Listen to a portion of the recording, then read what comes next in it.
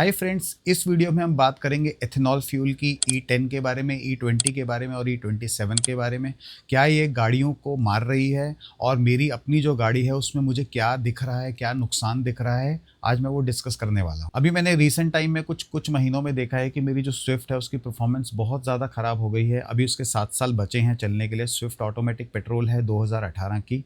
Mileage जो है उसकी सडनली 3 से 4 किलोमीटर की ड्रॉप हो गई है। तो मैं डिस्कस करूंगा कि ये एथेनॉल का क्या इफ़ेक्ट है मेरी गाड़ी पे, और गाड़ी जो है बहुत ज़्यादा रफ़ चल रही है और बहुत ज़्यादा उसमें वाइब्रेशन आ रही है, तो वो जल्दी ही गाड़ी जो है ख़राब होने वाली है। एथेनॉल जो है एक बायोफ्यूल है, और एथेनॉल जो है पेट्रोल में मिक्स हो सकता है ताकि पेट्रोल की जो डिपेंडेंसी है उसको कम किया जाए, और ये जो है एक ऑल्टरनेटिव फ्यूल है फ्यूचर के लिए। तो फ्रेंड्स, सबसे पहले मैं आपको एथेनॉल के कोड्स बता देता हूँ। E10 का मतलब ये होता है कि आपके पेट्रोल में 10% जो है एथेनॉल मिक्स्ड है। E20 का मतलब ये है कि आपकी अब जो पेट्रोल है उसमें 20% जो है एथेनॉल मिक्स्ड है। और अब जो फ्यूचर में जो अगले साल आने वाला है वो है E27, मतलब कि 27% जो है पेट्रोल में एथेनॉल मिक्स होगा। यूएस जैसी कंट्रियों में E85 भी आता है। इसका मतलब कि 85% जो आपका पेट्रोल में एथेनॉल मिक्स हो रखा है। तो फ्रेंड्स, एक बहुत कॉमन टर्म है जो आपने आजकल सुनी होगी, जो बहुत एमर्ज हो रही है, उसको बोलते हैं flexible fuel vehicle. Flexible fuel vehicle वो व्हीकल होता है जिसमें आप पेट्रोल एंड एथेनॉल को मिक्स करके गाड़ी चला सकते हैं। बस फ़र्क ये होता है कि हर गाड़ी में डिफरेंट डिफरेंट स्टैंडर्ड होता है। कोई जो है E10 को सपोर्ट करता है, कोई E20, और फ्यूचर में E27 और E85 तक ये जाएगा। E10 का मतलब ये है कि आप जो एथेनॉल है वो 10% से ज़्यादा आप यूज़ नहीं कर सकते। जो गाड़ी है E10 के कंपैटिबल है। और जो E20 का मतलब ये है कि आप 20% तक जो है इसमें एथेनॉल मिक्स कर सकते हैं, ब्लेंड कर सकते हैं, उससे ज़्यादा नहीं कर सकते। अब मैं आपको बताऊंगा कि ये जो कंप्लायंस है ये गाड़ियों में क्यों लिखे होते हैं और इसका हमें क्यों ध्यान रखना बहुत ज़्यादा ज़रूरी है। इसका नुकसान जो है वो डिस्कस करने से पहले मैं आपको एथेनॉल के थोड़े से बेनिफिट्स बता देता हूँ, उसके बाद हम इसके नुकसान के बारे में डिस्कस करेंगे। बेनिफिट्स जो हैं, सबसे पहले जो इसका जो बेनिफिट है वो है रिड्यूस एमिशंस। सो जो गाड़ियों से जो एमिशंस निकलती हैं, जो जो एनवायरनमेंट के लिए हार्मफुल होती हैं, वो एथेनॉल के मिक्स से थोड़ी सी कम हो जाती हैं। उसके बाद आता है इसका जो दूसरा बेनिफिट है वो है रिन्यूएबल रिसोर्सेज का। रिन्यूएबल रिसोर्सेज मतलब ये है कि जैसे हमारे कोल और पेट्रोल हैं, ये धीरे धीरे जाके आगे जाके फ्यूचर में ख़त्म होने वाले हैं, लेकिन ये जो एथेनॉल है ये जो है हमारा रिन्यूएबल एनर्जी है, जो कि हम लोग प्लांट्स के थ्रू इसको दोबारा से ग्रो कर सकते हैं, और ये जो है जल्दी रिप्लेनिश होता है। मतलब कि ये जो है बार बार आप इसको ग्रो कर सकते हो, और ये ख़त्म होने वाला नहीं है, ये ग्रो होता ही रहेगा। लेकिन कोल और पेट्रोल है वो धीरे धीरे हमारे ख़त्म हो रहे हैं।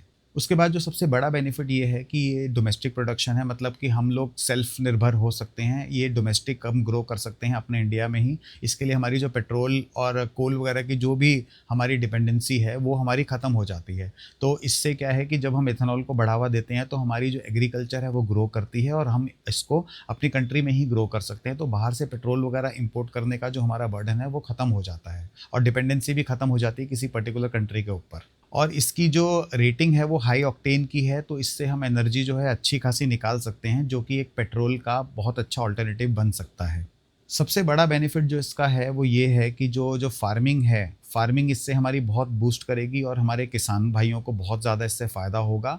और जो इसमें स्टबल बर्निंग आप देखते हैं, जो पराली वगैरह जलाते हैं, वो सब भी बहुत कम हो जाएगा, और पराली वगैरह से जो धुआं और पॉल्यूशन होता है वो भी बहुत हद तक कम हो जाएगा। एथेनॉल की एक अच्छी चीज़ ये बताता हूँ कि एक बायोफ्यूल है, लेकिन उसके कुछ डिसएडवांटेजेस भी हैं। जैसे कि पेट्रोल से अगर हम कंपेयर करें तो एथेनॉल के अंदर थोड़ी कम एनर्जी रहती है। आप अगर इसकी एनर्जी का कन्वर्जन देखेंगे कि हम लोग पेट्रोल और एथेनॉल से कितनी एनर्जी निकाल सकते हैं, तो उसमें ये है कि जो एथेनॉल है वो अप्रॉक्सीमेटली 21.1 मेगा जूल पर लीटर आपको एनर्जी देती है। मेगा जूल पर लीटर एक वो यूनिट है जिससे हम मेजर करते हैं कि हम 1 लीटर जब हम फ्यूल को जलाएंगे तो उसमें से कितनी एनर्जी निकलती है। और जो गैसोलीन है उसमें से 32.6 से 34.2 तक हम एनर्जी निकाल सकते हैं, मेगा जूल पर लीटर तक निकाल सकते हैं। दैट मीन्स कि सेम अमाउंट ऑफ एनर्जी हमें निकालने के लिए पेट्रोल जितनी, हमें ज़्यादा एथेनॉल यूज़ करना पड़ेगा। नेगेटिव पॉइंट्स डिस्कस करने से पहले मैं आपको अपनी प्रैक्टिकल यूसेज के हिसाब से बताता हूँ कि मैंने कुछ महीनों में क्या ऑब्ज़र्व किया है। मैं जो स्विफ्ट ड्राइव करता हूँ, मैंने मेरी आदत है शुरू से ही, मैं उस पिछले 10 साल 15 साल से मैं जब भी पेट्रोल पंप पे जाता हूँ तो टैंक टू टैंक मैं हमेशा ही करता हूँ, क्योंकि मुझे इसमें 5 सेकंड लगते हैं। तो रीसेंट टाइम में मैंने देखा है कि पिछले काफ़ी महीनों से एकदम से मेरी ड्रास्टिक जो है मेरी माइलेज गिरी है गाड़ी की, और मुझे ये लगता था कि मेरी गाड़ी में कुछ प्रॉब्लम है। स्विफ्ट है, हाईवे पे वो 19 से 20 तक की एवरेज दे देती है, और सिटी ट्रैफिक में वो जो वर्स्ट से वर्स्ट एवरेज देती थी वो 16.5 तक की देती थी। उससे नीचे आज तक ज़िंदगी में कभी नहीं गई, चाहे आप कितनी भी बुरी गाड़ी चलाओ, कितने भी जाम में फंसो। तो सिटी के अंदर मैं अगर बताऊं आपको तो एवरेज उसकी जो मुझे मिलती थी वो 18 के आसपास की मिलती थी, 17-18 के आसपास मिलती थी। लेकिन सडनली मैं देख रहा हूं कि ये जो है डे बाय डे तो नहीं, मंथ बाय मंथ मैं देख रहा हूँ ये कम होती जा रही है। सडनली मैंने देखा इसमें ड्रॉप आया 16.5 का, फिर इसमें आया 15.5 का, फिर 14 तक का आ गया इसमें। तो मतलब कि सेम सर्कमस्टांसेस, सेम जगह पे मैं गाड़ी चला रहा हूँ, सेम रूट पे चला रहा हूँ बहुत सालों से, लेकिन कुछ महीनों में एकदम से 14.5 तक मेरा पहुँच गया। जो भी रिसेंट है 14.5 है। और मैंने थोड़े से पेट्रोल पंप्स को चेंज करके भी देखा तो मुझे कहीं पे भी ज़्यादा डिफरेंस नहीं आ रहा। 19-20 मतलब 15 से ज़्यादा मेरी गाड़ी की एवरेज अब नहीं आ रही किसी भी हालत में। तो ये सडन मेरा जो है एकदम से माइलेज इसकी गिरी है। और दूसरी बात है, मैंने ऑब्जर्व किया है कि मेरी गाड़ी में बहुत ज़्यादा वाइब्रेशन आ रही है, और पिकअप में भी थोड़ा सा इसमें डिफरेंस आया है। तो जैसे मैं पिकअप देता था, अब गाड़ी एकदम भागती थी, अब क्या होती है वो फड़फड़ाते हुए भागती है गाड़ी। तो थोड़ा सा वो काँपती है लोअर गियर में, फर्स्ट सेकंड गियर में, उसके बाद ही वो पिकअप लेती है। तो थोड़ा सा ये मुझे डिफरेंस जो है महसूस हुआ। तो इसके बाद जैसे मैंने आर्टिकल्स देखे E27 E20 के बारे में, तो तब मेरा एकदम से ध्यान गया कि ये शायद जो हमारी गाड़ी है, मेरी 2018 की गाड़ी है, वो E10 कंप्लायंस है। तो शायद पेट्रोल पंप्स में जो है E20 आना शुरू हो गया है। और पेट्रोल पंप्स में अभी मेजर पेट्रोल पंप्स में कहीं पे भी कोई लेबलिंग नहीं है, तो आपको पता ही नहीं चलता कि आप कितने ब्लेंड वाला फ्यूल उसमें डलवा रहे हो। परफॉर्मेंस में प्रॉब्लम आएगी, और दूसरा जो है इसमें सबसे बड़ी प्रॉब्लम ये आएगी कि गाड़ी जो है धीरे धीरे आपकी डिटेरेट होने लग जाएगी, अंदर ही अंदर से ख़राब होने लग जाएगी। क्योंकि एथेनॉल जो है एक तरह से क्रोसिव होता है बहुत ज़्यादा, वो गाड़ी के अंदर से जो पार्ट्स हैं उनमें जंग लगाता है, तो आपकी जो गाड़ी धीरे धीरे कंपोनेंट्स हैं डैमेज होने लग जाएंगे। अब मैं आपको एक एक करके बताता हूँ कि इसमें क्या क्या डैमेजेस होते हैं गाड़ी में। तो एक अंदाजे से बताता हूँ, जैसे मेरी गाड़ी जो है पहले जब 30 लीटर्स पेट्रोल में अप्रॉक्सीमेटली मेरी चल जाती थी 500 से 550 किलोमीटर तक आराम से चल जाती थी सिटी के अंदर। अब वो सडनली जो है वो गाड़ी मेरी 30 लीटर्स पे 450 भी क्रॉस नहीं कर पा रही। तो ये है जो मैंने सडनली ड्रॉप देखा है पिछले 3-4 महीनों में। कुछ पेट्रोल पंप्स हैं जिनमें आपके पेट्रोल पंप की जो मशीन होती है उसमें E20 E10 ये लिखा आने लग गया। आप एक ही पेट्रोल पंप पे जाएंगे, किसी मशीन के ऊपर लिखा होता है E10, किसी पे E20, और किसी में कुछ भी नहीं लिखा होता। तो अब जो है आपको बहुत ध्यान से फ्यूल डलवाना होगा। आपको पेट्रोल पंप से पूछना होगा कि मुझे नॉर्मल पेट्रोल चाहिए, E10 और E20 नहीं चाहिए। और पेट्रोल पंप वाले जो होते हैं, आधे से ज़्यादा लोगों को तो जो पेट्रोल डालने वाले होते हैं उनको पता ही नहीं होता कि E10 E20 क्या है इसमें ब्लेंड, तो आपको बस वो फ्यूल डाल के दे देते हैं। तो अगर आपकी गाड़ी की माइलेज सडनली ड्रॉप हो रही है तो दैट मीन्स कि आपकी गाड़ी अगर जो है उसको सपोर्ट नहीं कर रही, और अगर आपकी गाड़ी पुरानी है तो आपकी E10 भी नहीं ले पाएगी वो। एथेनॉल मिक्स की जो प्रॉब्लम है वो आपको बताता हूँ किस हिसाब से होती है। जब गाड़ी हमारी जो मैन्युफैक्चर बनाता है वो उसमें लिखता है कि इसमें E10 E20 या E27 डल सकता है फ्यूल।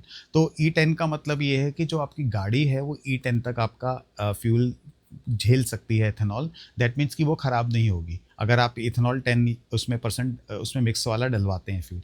E20 का मतलब ये है कि आप 20% इथेनॉल जो है फ्यूल में डलवा सकते हैं और आपकी गाड़ी ख़राब नहीं होगी।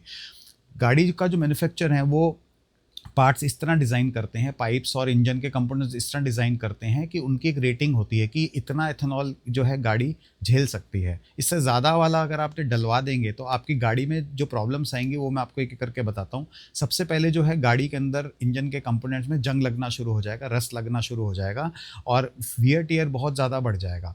उसके बाद आपका जो टैंक है उसमें जंग लगने लग जाएगा, क्योंकि जो एथेनॉल होता है क्रोसिव होता है, उससे जंग लगता ही लगता है, तो उससे जंग लगेगा। जितना ज़्यादा एथेनॉल उसमें डलेगा उतना ज़्यादा जंग लगेगा, तो आपकी गाड़ी की कंपैटिबिलिटी आपको देखना बहुत ज़रूरी होगा। उसके बाद ज़्यादा जंग लगेगा पाइप्स वगैरह में तो लीकेज की प्रॉब्लम आ जाएगी, तो टैंक्स में से या पाइप्स में से फ्यूल लीक होना शुरू हो जाएगा। फिर उसके बाद इंजन नॉकिंग साउंड आएगी, जब ये प्रॉब्लम बहुत ज़्यादा बढ़ जाएगी इंजन नॉकिंग साउंड आने लग जाएगी। उसके बाद जो है कोल्ड एरियाज़ जो होते हैं हिल स्टेशंस या कोई ठंड में, ये गाड़ी फिर आपकी स्टार्ट होने में दिक्कत देगी पेट्रोल की। उसके बाद जो एथेनॉल होता है वो हवा से थोड़ा सा पानी एब्जॉर्ब करके रखता है, और अगर पानी एथेनॉल में होगा, थोड़ा सा मॉइस्चर होगा, तो फिर आपका रस्ट लगना तो बहुत ज़्यादा पॉसिबल है कि गाड़ी के अंदर कंपोनेंट्स में रस्ट लगेगा ही लगेगा। तो इथेनॉल से जो नुकसान ये भी होता है कि जो आपका जो पेट्रोल इंजन है, तो उसमें बहुत सारे मूविंग पार्ट्स होते हैं। तो मूविंग का पार्ट्स के बीच में एक लुब्रिकेशन लेयर होती है। तो वो लुब्रिकेशन लेयर जो है आपकी डैमेज हो जाती है इथेनॉल से, जिसकी वजह से जो फ्रिक्शन है वो बहुत ज़्यादा बढ़ जाता है। तो जिसकी वजह से वियर टियर जो है बहुत ज़्यादा आपकी गाड़ी में बढ़ जाता है। तो सबसे पहले जो आपका नुकसान होगा फ्यूल इंजेक्टर्स का होगा। फ्यूल इंजेक्टर्स खराब होने शुरू हो जाएँगे। एक हमारी गाड़ी में प्रोटेक्शन लेयर होती है जिसको बोलते हैं ट्राइबो फिल्म। ट्राइबो फिल्म जो होती है वो इंश्योर करते हैं कि जो आपके जो मूविंग पार्ट्स हैं गाड़ी के कंपोनेंट्स, उसमें फ्रिक्शन कम से कम रहे। ये एथेनॉल जो होती है वो जो ट्राइबो लेयर है उसको डैमेज कर देती है, क्योंकि वो एक केमिकली उसके साथ रिएक्ट कर जाती है, तो जिससे कि आपकी जो प्रोटेक्टिव लेयर है इंजन की वो डैमेज हो जाती है और इंजन में बहुत ज़्यादा फ्रिक्शन होता है, जिससे वियर टियर बहुत ज़्यादा हीट और वियर टियर बहुत ज़्यादा बढ़ जाता है। जैसे कि पेट्रोल की ब्लेंडिंग होती है एथेनॉल के साथ, उसी तरह डीजल के लिए भी है, जिसको बोलते हैं आइसोब्यूटेनॉल। आइसोब्यूटेनॉल जो है वो डीजल में मिक्स किया जा सकता है, जिससे कि हम डीजल का भी जो है उसको फ्लेक्सिबल व्हीकल फ्यूल बना सकें। आइसोब्यूटेनॉल जो है वो भी एथेनॉल से ही बनता है और वो डीजल के लिए परफेक्ट होता है, और हो सकता है कि फ्यूचर में वो पूरा का पूरा डीजल को रिप्लेस कर दे। और जो आइसोब्यूटेनॉल है वो जो है लेस कोरोसिव होता है, और जो होता है उसकी जो डेंसिटी होती है वो काफ़ी ज़्यादा होती है और वो एनर्जी भी ज़्यादा प्रोड्यूस करता है। एथेनॉल ब्लेंडिंग का जो ये शुरू हुआ था सिस्टम, ये हमारा हुआ था 2003 से, जब 5% से इसको स्टार्ट किया गया था। तो उसके बाद 2022 में इसको 10% कर लिया गया, 2023 में 15% कर लिया गया, और एट प्रेजेंट जो है 20% जो है इसकी ब्लेंडिंग हो रही है। दैट मीन्स कि आज की डेट में आप E20 मार्केट में आ चुका है और आधे से ज़्यादा पेट्रोल पंप में इसकी लेवलिंग ही नहीं है। तो आपको पता ही नहीं कि आप E20 डलवा रहे हो या नॉर्मल पेट्रोल डलवा रहे हो। तो फ्यूचर का जो प्रपोजल है वो 27% का है 2026 से 27 तक। दैट मीन्स कि आने वाले फ्यूचर में ये 30% तक जा सकता है। दैट मीन्स कि E30 तक आ सकता है। अब इसमें प्रॉब्लम ये हो रही है कि जो हमारी पुरानी गाड़ियां हैं, जो हमारी E10 कंप्लायंस भी नहीं है, जो हम इतने सालों से चला रहे हैं और हमने खरीदी हैं और आगे 10 साल तक और चलेंगी, उन गाड़ियों का क्या होगा? क्योंकि सरकार जो है ये चीज़ों को बहुत जल्दी जल्दी ला रही है, लेकिन वो पुरानी कंपेटिबिलिटी जो है वो नहीं देख रही कि हमारी जो पुरानी गाड़ियां हैं उनका क्या होगा। अब उनका होगा ये कि ये वाला फ्यूल जो है हम उसमें अगर डलवाएंगे तो गाड़ियां जो हैं बहुत जल्दी ख़राब होने लगेंगी। एज अ साइड इफ़ेक्ट ये होगा कि पेट्रोल गाड़ियों की जो रीसेल वैल्यू है बहुत ज़्यादा कम हो जाएगी, और क्योंकि उसकी जो कंप्लायंस है वो आज की डेट के हिसाब से, फ्यूल के हिसाब से नहीं है। दूसरा है कि जो आपकी गाड़ी है वो जल्दी ख़राब होगी, उसकी मेंटेनेंस कॉस्ट बहुत ज़्यादा बढ़ जाएगी। आपकी जो है बहुत ज़्यादा गाड़ियाँ ब्रेक होंगी और उसमें आप बार-बार उसको मेंटेन कराओगे, ठीक कराओगे, तो आपका पैसा वहाँ पे भी जा रहा है। तो फ्रेंड्स, इसमें देखा जाए तो सरकारों को इसमें बेनिफिट तो ये हो रहा है कि उनको जो पेट्रोल है वो 10% कम इंपोर्ट करना पड़ रहा है, जिससे उनकी जो सेविंग है बहुत ज़्यादा हो रही है। और दूसरा ये है कि फार्मर्स के लिए बेनिफिट हो रहा है, क्योंकि उनको गन्ना उगाने के लिए बहुत ज़्यादा ऑप्शन मिल गया है, तो इसमें ज़्यादा से ज़्यादा उनकी भी कमाई हो रही है।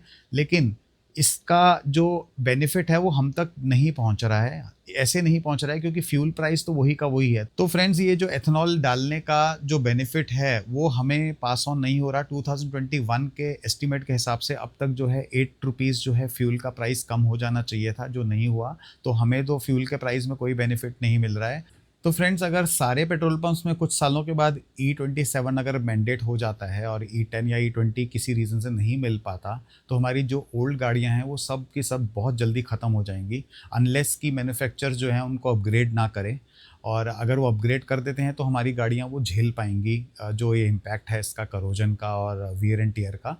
अदरवाइज़ ये गाड़ियाँ सारी बहुत जल्दी डेड होने वाली हैं। तो हम लोग जैसे, हमारा एक सपना होता है कि हम एक गाड़ी लें और हमारे इमोशंस जुड़े होते हैं और हम बहुत लंबे टाइम तक गाड़ियाँ रखना चाहते हैं, तो वो चीज़ जो है हमारी कहीं न कहीं बहुत बुरी हर्ट होगी। जैसे कि हम डीज़ल गाड़ी 10 ईयर्स तक रख सकते हैं, पेट्रोल वाली गाड़ी 15 ईयर्स तक रख सकते हैं, और अगर हम इस E27 के चक्कर में अगर अपनी पेट्रोल गाड़ी 7-8 साल भी ना रख सकें, तो ये हमारे इमोशन के साथ बहुत बड़ा मज़ाक है और बहुत ज़्यादा इसमें हमारा नुकसान है। तो मुझे तो एक्चुअल में देखा जाए तो एज़ अ कार ओनर मुझे कोई बेनिफिट नहीं लग रहा है इसमें, क्योंकि मेरी परफॉर्मेंस भी डिग्रेड हो गई है और मेरी गाड़ी भी जल्दी डैमेज हो रही है। तो अभी मेरी जो गाड़ी है E10 कंप्लायंस है, और अगर E27 मैंने उसमें डलवा दिया तो मेरी गाड़ी जो है बिल्कुल ख़राब होने वाली है, क्योंकि E20 से ऑलरेडी मेरी गाड़ी काफ़ी डैमेज होती हुई दिख रही है मुझे। तो फ्यूचर मुझे किस तरफ जा रहा है मुझे नहीं समझ आ रहा है, क्योंकि सरकारें चाह रही हैं कि हम जो है ईवी गाड़ियाँ लें, और ईवी गाड़ियाँ आपको पता है कि इतनी ज़्यादा एक्सपेंसिव होती हैं। तो एक्चुअल में देखा जाए, अगर आप गाड़ी प्लान कर रहे हैं तो अब आपको बहुत सोच समझ के गाड़ी प्लान करनी पड़ेगी, क्योंकि जो सरकारों की पॉलिसीज़ हैं, रेगुलेशंस हैं, बहुत जल्दी जल्दी चेंज हो रहे हैं, और इसकी सीधी मार आपको पड़ती है, आपकी गाड़ी के ऊपर पड़ती है। तो फ्रेंड्स, अगर आपको वीडियो पसंद आए तो प्लीज़ लाइक कीजिए, सब्सक्राइब कीजिए, और आपके कोई भी कमेंट्स हैं, कंसर्न्स हैं, कुछ आप डिस्कस करना चाहते हैं तो आप जो है आप मैसेज में डाल सकते हैं। तो आपको मिलता हूँ नेक्स्ट वीडियो में, तब तक के लिए bye and have a safe driving.